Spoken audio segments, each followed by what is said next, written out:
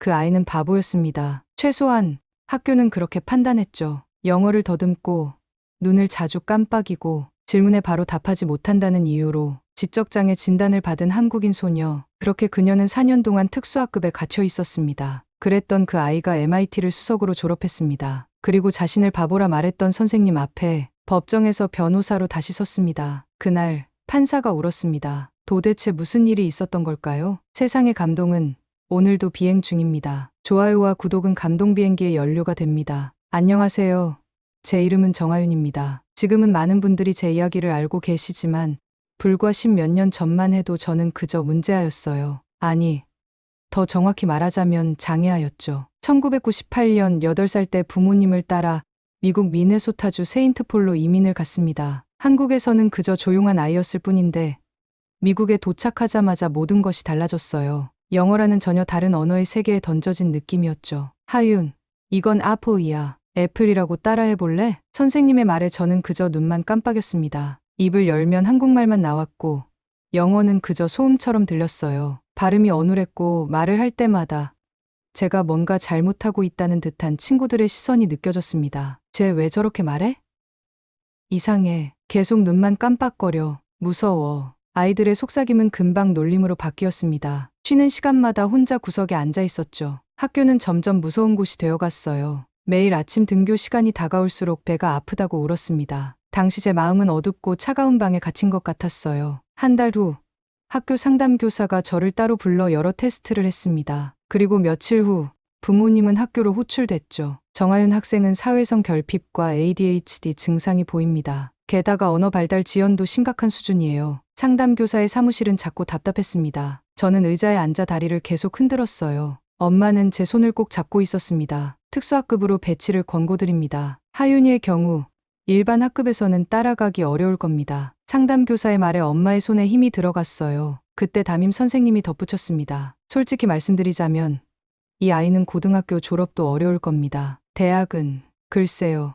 무리라고 봐야죠. 그 말을 들은 순간 엄마의 눈에서 눈물이 흘러내렸습니다. 저는 그 모든 말을 이해할 수 없었지만 뭔가 끔찍한 일이 일어났다는 건 알 수 있었어요. 그날 밤 엄마는 아빠와 한국말로 오랫동안 이야기했습니다. 저는 이불 속에서 엄마의 흐느끼는 소리를 들었어요. 우리 하윤이가 바보가 아니에요. 단지 언어가 다를 뿐이에요. 아빠는 조용히 엄마를 달랬지만 그의 목소리에도 떨림이 있었습니다. 그날 밤 저는 처음으로 제가 다르다는 것을 느꼈어요. 하지만 그게 무엇을 의미하는지는 알 수 없었습니다. 다음 날 저는 특수학급으로 옮겨졌습니다. 교실은 일반 교실보다 작고 아이들도 적었어요. 선생님은 친절했지만 마치 아기 대하듯 말했습니다. 제게 너무 쉬운 퍼즐을 주고는 잘했어 라고 말했죠. 그때 제 마음에 처음으로 분노가 일었습니다. 제가 뭔가를 잘 못한다는 건 알았지만 이건 너무했어요. 학교가 끝나고 집에 돌아오면 엄마는 매일 같이 저와 책을 읽었습니다. 하지만 영어책이 아닌 한글 동화책이었어요. 그리고 엄마는 저에게 이렇게 말했습니다. 하윤아,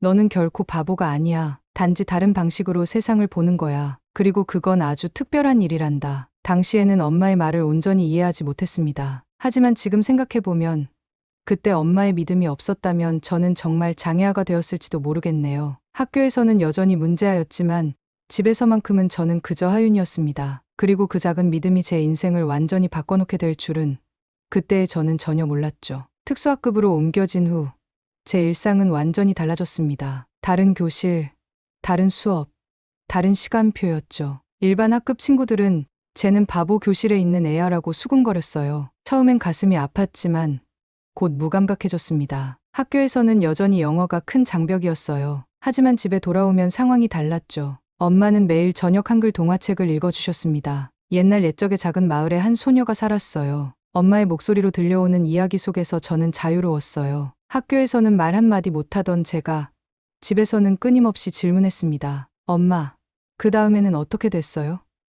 소녀는 왜 숲으로 갔어요? 엄마는 특수교사 출신이었어요. 한국에서 언어 발달 지연 아이들을 가르쳤던 경험이 있으셨죠. 그래서 제 상황을 더 잘 이해하셨던 것 같습니다. 하윤이는 단어를 못 외우는 게 아니에요. 단어 체계 자체가 익숙하지 않은 거예요. 엄마는 아빠에게 이렇게 설명하셨어요. 그리고 저만의 교육 방식을 만들어 나가셨죠. 한 달쯤 지났을 때 놀라운 일이 일어났습니다. 옛날 옛적의 작은 마을에 한 소녀가 살았어요. 엄마가 책을 펴자 제가 먼저 말했어요. 그 소녀는 매일 아침 일찍 일어나 물을 기르러 갔어요. 엄마는 깜짝 놀라셨죠. 제가 문장 전체를 외우기 시작한 겁니다. 처음에는 한 문장, 두 문장이었지만 곧 페이지 전체를, 그리고 책 전체를 외웠어요. 엄마는 그때 미소 지으며 말했습니다. 하윤이는 다른 방식으로 언어를 배우고 있구나. 그리고 수학은 완전히 다른 이야기였죠. 숫자는 언어의 장벽을 넘어섰어요. 9살 때 엄마가 장난삼아 1부터 100까지의 소수를 찾아보라고 했을 때 저는 손가락으로 하나씩 세어 모두 찾아냈습니다. 엄마는 또다시 놀라셨어요. 어떻게 알았어? 2로 나누어 떨어지면 소수가 아니에요. 3으로 나누어 떨어져도 소수가 아니고요. 그렇게 확인했어요. 제 설명에 엄마는 잠시 말을 잃으셨습니다. 그날부터 엄마는 집에서 수학 공부를 더 강화하셨어요. 숫자와 도형,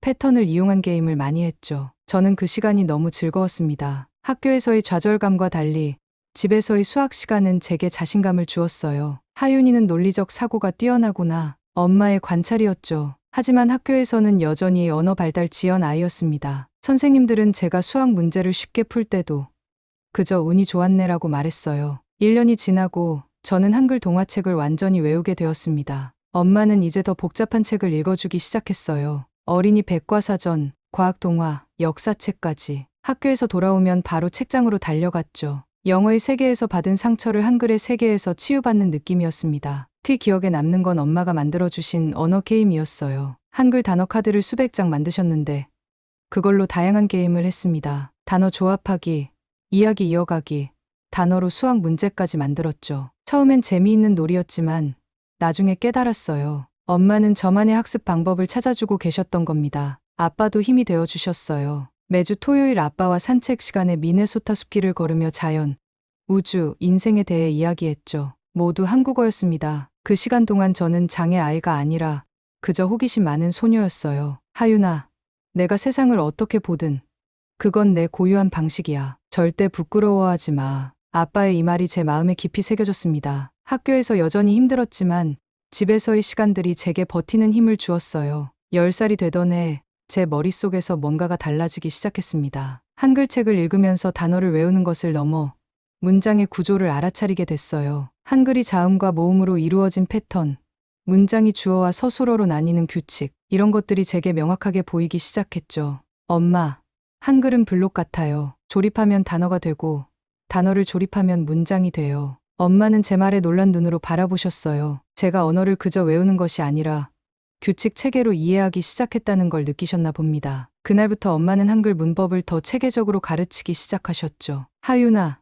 한글은 논리적인 언어야. 자음과 모음이 만나서 소리를 만들고 그 소리들이 모여 의미를 만들지. 저는 한글을 마치 수학 공식처럼 접근했어요. 가나다라는 더 이상 외워야 할 글자가 아니라 논리적인 구조를 가진 기호였죠. 영어가 여전히 혼란스러웠던 반면 한글은 점점 더 명확해졌습니다. 학교에서는 여전히 특수학급에 있었지만 조금씩 변화가 생겼어요. 수학 시간에 저는 다른 아이들보다 훨씬 빠르게 문제를 풀었습니다. 특수학급 선생님은 제게 더 어려운 문제를 주기 시작했죠. 하윤, 이건 6학년 수준의 문제야. 한번 풀어볼래? 저는 고민 없이 문제를 풀었습니다. 숫자와 기호는 언어의 장벽을 넘어선 제 안전한 영역이었어요. 선생님은 점점 더 놀라는 표정을 지었고 마침내 학교 수학 교사와 상담을 했습니다. 이 아이는 수학적 사고가 매우 발달했어요. 특수학급보다는 수학만큼은 일반 학급, 아니 상위 학급에서 배우는 게 좋을 것 같습니다. 11살 때 우리 가족은 한국을 방문했어요. 엄마의 친구 중 한 분이 초등학교 선생님이셨는데 제가 수학을 좋아한다는 이야기를 듣고 영재교육원 테스트를 권하셨죠. 그냥 경험 삼아 해보자는 생각이었습니다. 시험장에 들어갔을 때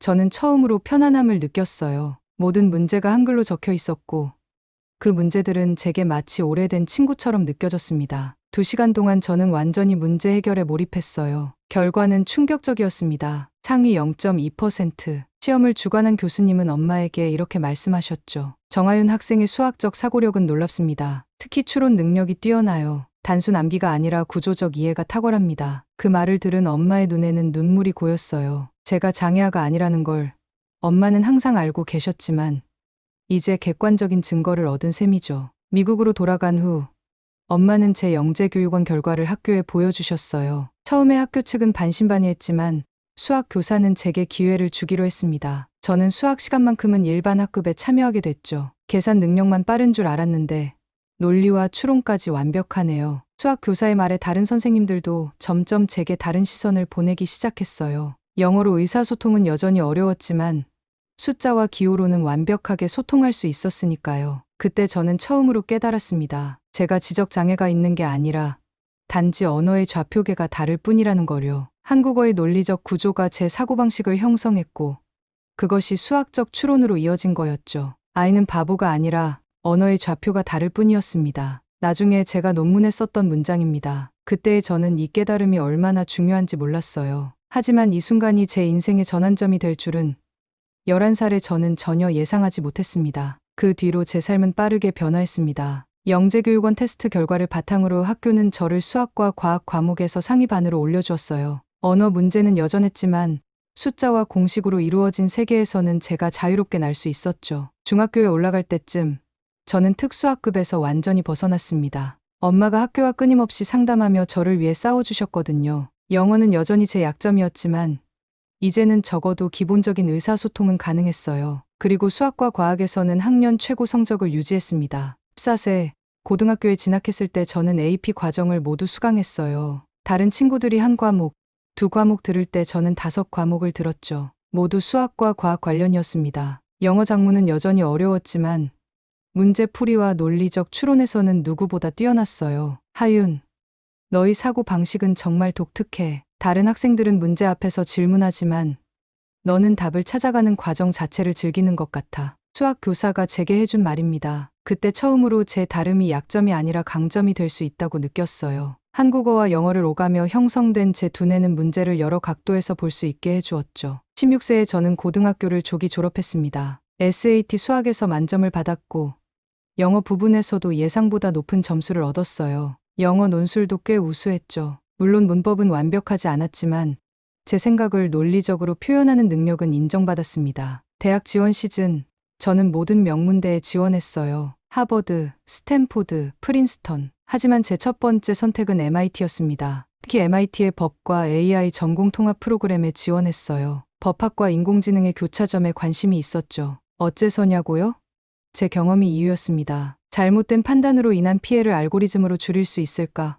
이것이 제 연구 주제였어요. MIT 입학 에세이의 제목은 이랬습니다. 나는 지적장애였습니다. 하지만 시스템이 틀렸습니다. 8살 때의 경험부터 시작해 한국어를 통한 학습, 그리고 제가 발견한 다른 사고방식의 가치까지 솔직하게 썼어요. 에세이 마지막 문장은 이것이었죠. 제가 MIT에서 배우고 싶은 것은 단 하나입니다. 어떻게 하면 다름을 결함이 아닌 다양성으로 인식하는 시스템을 만들 수 있을까요? 결과는 기대 이상이었습니다. MIT뿐만 아니라 지원한 모든 대학에서 합격 통지를 받았어요. 특히 MIT에서는 장학금까지 제안했죠. 나중에 알게 된 사실이지만 교수진 회의에서 제 서류가 상당한 논의를 불러일으켰다고 해요. 이 학생은 그 자체로 한 편의 논문입니다. 우리가 찾던 바로 그 다양성이죠. MIT 입학처장의 코멘트였습니다. 합격 통지서에는 짧은 메모가 함께 왔어요. 하윤, 당신의 이야기가 MIT를 변화시킬 수 있기를 기대합니다. 그렇게 저는 17세에 MIT 신입생이 되었습니다. 처음 캠퍼스에 도착했을 때의 느낌을 아직도 잊을 수 없어요. 벽돌로 지어진 웅장한 건물들,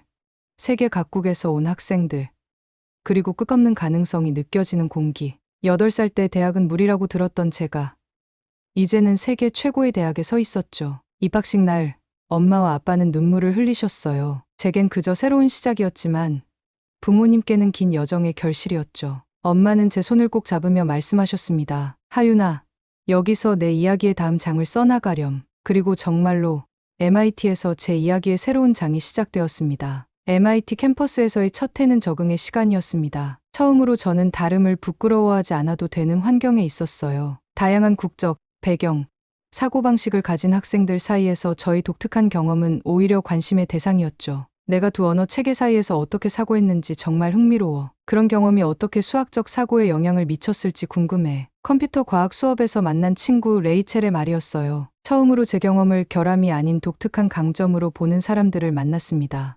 MIT에서는 모두가 각자의 방식으로 특별했어요. 2학년이 되자 저는 본격적으로 제 관심 분야에 몰두했습니다. 인공지능과 윤리, 법과 알고리즘, 교육 시스템의 공정성 같은 과목들을 수강했어요. 특히 장애와 소수자 권리 세미나는 제게 큰 영향을 주었습니다. 오늘은 교육 시스템 내에서의 오진 사례에 대해 논의해보겠습니다. 이는 단순한 실수가 아니라 시스템적 편향이 낳은 결과일 수 있죠. 교수님의 이 말에 저는 손을 들었어요. 평소 수업에서 발언이 적었던 저였지만 이번만큼은 제 이야기를 나누고 싶었습니다. 제가 직접 경험한 사례를 발표해도 될까요? 그날 세미나에서 저는 처음으로 제 이야기를 공개적으로 했어요. 8살 때 지적장애 판정을 받았던 일, 언어와 문화적 차이가 어떻게 오진으로 이어졌는지, 그리고 한국식 교육 방식이 어떻게 제 가능성을 살려냈는지를 말했습니다. 제가 문제였던 것이 아니라 저를 판단한 기준에 문제가 있었어요. 단일 언어, 단일 문화적 관점에서만 지능을 평가하는 시스템은 근본적으로 불완전합니다. 발표가 끝난 후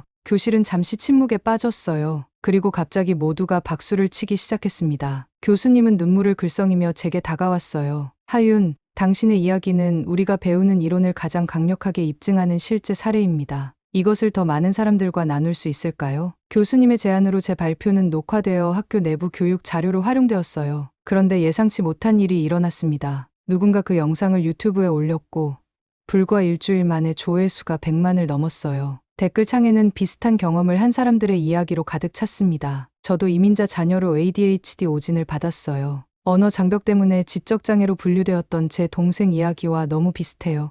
교육 시스템이 변해야 한다는 증거입니다. 그 영상은 예상치 못한 파장을 일으켰어요. 교육 블로그들이 제 사례를 인용하기 시작했고, 심지어 몇몇 교육 정책 단체에서 연락이 오기도 했습니다. 가장 놀라운 것은 미네소타 교육청 전직 교사들로부터 받은 메일이었어요. 하윤 씨의 이야기를 보고 깊이 반성했습니다. 저도 비슷한 판단 실수를 했을지 모른다는 생각에 밤잠을 이루지 못했어요. 그 메일을 읽으며 저는 깨달았습니다. 제 개인적인 경험이 더 큰 변화를 만들어낼 수 있다는 것을요. 그래서 결심했어요. 더 적극적으로 목소리를 내기로 했습니다. MIT 법학 교수님의 도움을 받아 저는 미네소타 교육청을 상대로 차별적 분류 시스템에 대한 교육 행정소송을 제기했습니다. 목적은 개인적인 배상이 아니라 시스템 자체의 변화였어요. 이 소송은 저만을 위한 것이 아닙니다. 지금도 비슷한 상황에 처한 수많은 아이들을 위한 거예요. 다름이 결함으로 판단되지 않는 교육 환경을 만들고 싶습니다. CNN과의 인터뷰에서 한 말입니다. 이제 저는 더 이상 침묵하지 않기로 했어요. 제 경험이 변화의 씨앗이 될 수 있다면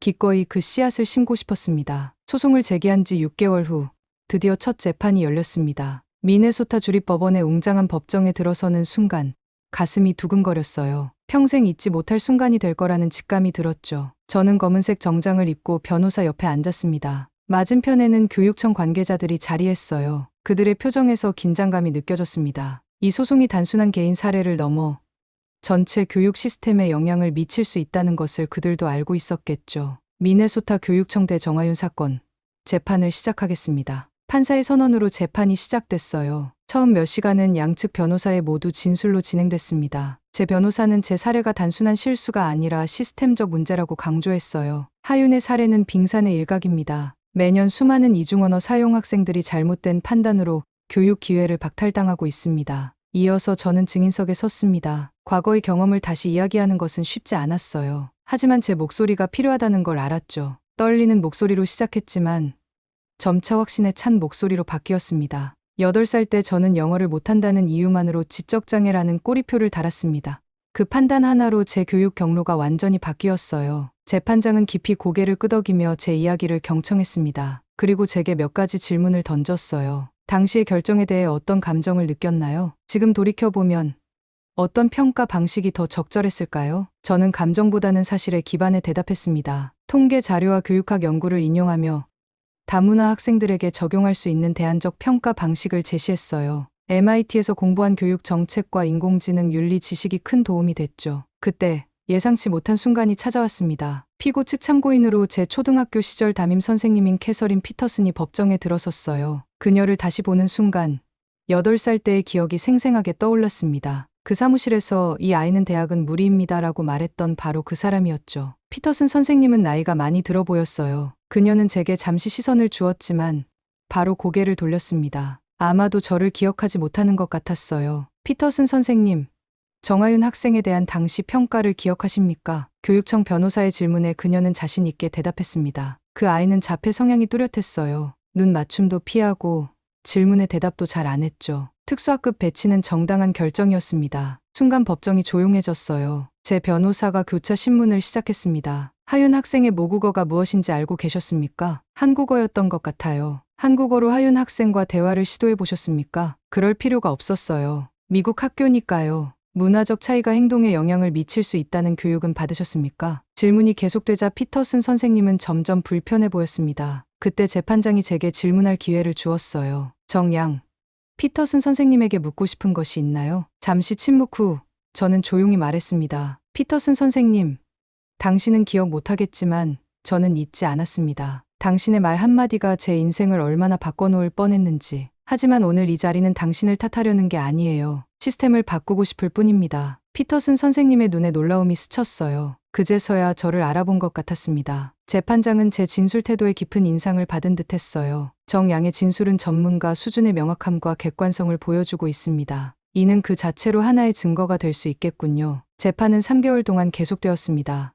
양측의 증인과 전문가들이 번갈아가며 증언했어요. 교육평가 방식의 문제점, 문화적 다양성에 대한 인식 부족, 언어 장벽이 학생 평가에 미치는 영향 등이 집중적으로 논의됐죠. 마침내 판결이 내려지는 날이 왔습니다. 법정은 이례적으로 많은 사람들로 가득 찼어요. 저는 엄마, 아빠와 함께 앉아 있었습니다. 손에는 땀이 배어났죠. 본 재판부는 미네소타 교육청의 현행 특수교육 분류 시스템에 문제가 있다고 판단합니다. 판사의 목소리가 법정에 울려 퍼졌어요. 저는 숨을 죽였습니다. 다문화 및 이중언어 학생들에 대한 평가는 언어 능력과 분리하여 이루어져야 하며 문화적 배경을 고려한 평가 도구가 개발되어야 합니다. 미네소타 교육청은 6개월 내에 이러한 변화를 반영한 새로운 평가 시스템을 제출할 것을 명령합니다. 그 순간 법정은 환호성으로 가득 찼어요. 엄마는 눈물을 흘리셨고 아빠는 제 어깨를 꽉 붙잡았습니다. 우리가 이겼어요. 개인적인 승리를 넘어 시스템 자체를 변화시키는 판결이었습니다. 판결 이후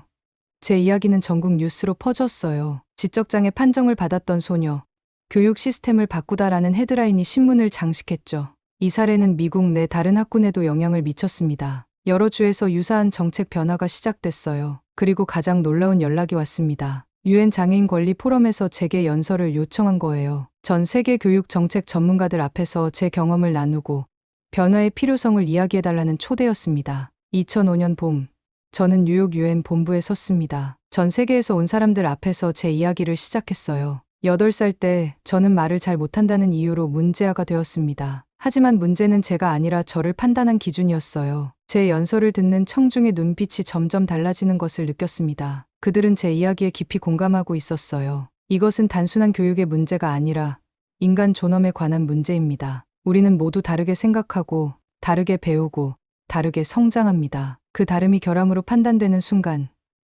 우리는 인간의 잠재력을 제한하게 돼요. 연설이 끝난 후 기립박수가 이어졌습니다. 여러 나라의 대표들이 제게 다가와 감사의 말을 전했어요. 제 경험이 그들의 국가 정책에도 영향을 줄 수 있을 거라고 했죠. 유엔 포럼 이후 제 활동은 더욱 넓어졌습니다. 교육 정책 컨설턴트로서 여러 학교와 교육청에 자문을 제공했어요. 특히 이민자 자녀들과 다문화 학생들을 위한 평가 시스템 개발에 집중했습니다. 그리고 마침내 MIT 졸업식 날이 왔어요. 놀랍게도 저는 졸업생 대표 연설자로 선정되었습니다. 캠퍼스 잔디밭에 모인 수천 명의 졸업생들과 가족들 앞에 섰을 때 제 마음은 감사함으로 가득했어요. 저는 한글을 통해 논리를 배웠고 한국 엄마의 교육에서 희망을 배웠습니다. MIT에서는 제 목소리를 찾는 법을 배웠어요. 오늘 이 자리에 선 우리 모두는 각자의 방식으로 세상을 바꿀 준비가 되어 있습니다. 연설을 마치며 한국어로 덧붙였어요. 감사합니다. 엄마, 아빠. 우리 함께 걸어온 길이 헛되지 않았습니다. 관중석에서 엄마와 아빠는 눈물을 흘리셨어요. 그들의 희생과 믿음이 이 순간을 만들어냈다는 걸 알았습니다. 졸업식 후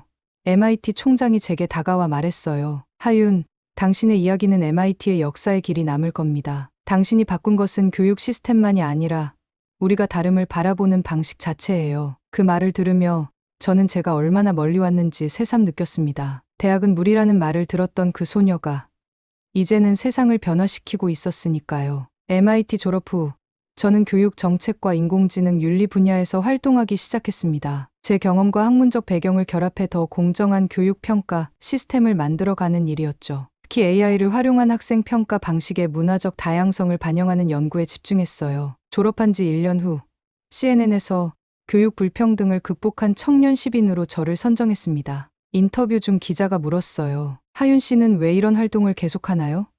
이제는 성공한 사람인데 과거를 뒤로하고 앞으로 나아갈 수도 있잖아요.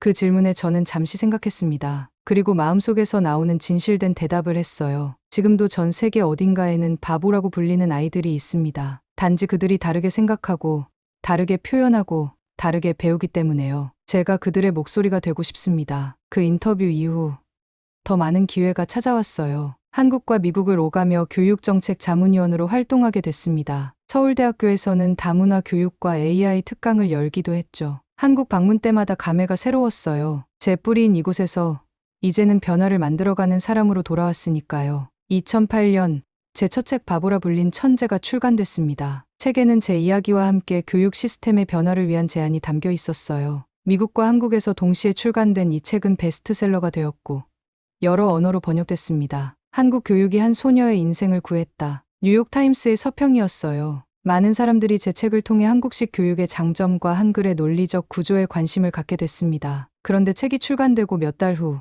놀라운 이메일을 받았어요. 제 초등학교 특수학급 선생님이었던 마가렛 윌슨이었습니다. 하윤, 당신의 책을 읽었어요. 당시에 내가 얼마나 무지했는지 깨달았습니다. 미안해요. 짧지만 진심 어린 사과였어요. 저는 곧바로 답장을 보냈습니다. 윌슨 선생님, 당신을 원망한 적 없어요. 우리 모두 시스템의 일부였을 뿐이니까요. 지금이라도 변화를 인식해 주셔서 감사합니다. 그 이메일 교환이 계기가 되어 저는 특수교사 재교육 프로그램을 시작했어요. 문화적 다양성과 다중지능 이론을 바탕으로 한 교사 훈련 프로그램이었죠. 윌슨 선생님은 그 첫 번째 참가자가 되었습니다. 그날 이후 저는 제 자신을 다시 믿게 됐습니다. 이것은 제 프로그램에 참여한 한 학생의 말이에요. 중국에서 미국으로 이민 온 12살 소녀였죠. 그 아이의 눈빛에서 8살 때의 저를 보았습니다. 두려움과 혼란, 그리고 깊은 곳에 숨겨진 가능성까지. 지금 저는 30살이 되었습니다. 미국과 한국을 오가며 교육 정책과 AI 윤리 연구를 계속하고 있어요. 제 경험과 지식을 바탕으로 더 나은 세상을 만들어가는 일이죠. 때로는 지치기도 하지만 그럴 때마다 8살 때의 저를 떠올립니다. 이 아이는 대학은 무리입니다. 그 말이 틀렸다는 것을 증명한 여정이었어요. 몇 년 전 미네소타에 제 모교를 방문할 기회가 있었습니다. 학교는 많이 변해 있었어요. 이제 그곳에는 문화 반응적 교육이라는 새로운 프로그램이 있었고 다양한 배경을 가진 학생들을 위한 맞춤형 평가 시스템이 도입되어 있었습니다. 교장 선생님은 제게 특별한 제안을 했어요. 하윤 씨, 우리 학생들에게 당신의 이야기를 들려주면 어떨까요? 그렇게 저는 제가 바보라고 불렸던 바로 그 학교에서 이제는 영감을 주는 연사로 섰습니다. 강당에 모인 아이들의 눈빛에서 희망과 가능성을 보았어요. 여러분, 누군가 넌 할 수 없어라고 말하더라도 그것은 그저 하나의 의견일 뿐입니다. 여러분의 한계를 정하는 것은 오직 여러분 자신뿐이에요. 그날 강연을 마치고 나오는 길에 한 어린 소녀가 제게 다가왔습니다. 한국계 미국인이었죠. 저도 언어 때문에 힘들어요. 그런데 오늘 선생님 이야기를 듣고 용기가 생겼어요. 그 순간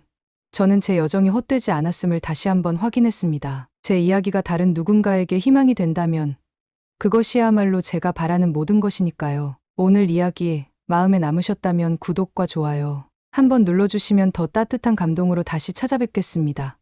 감동 비행기 여기서 인사드립니다.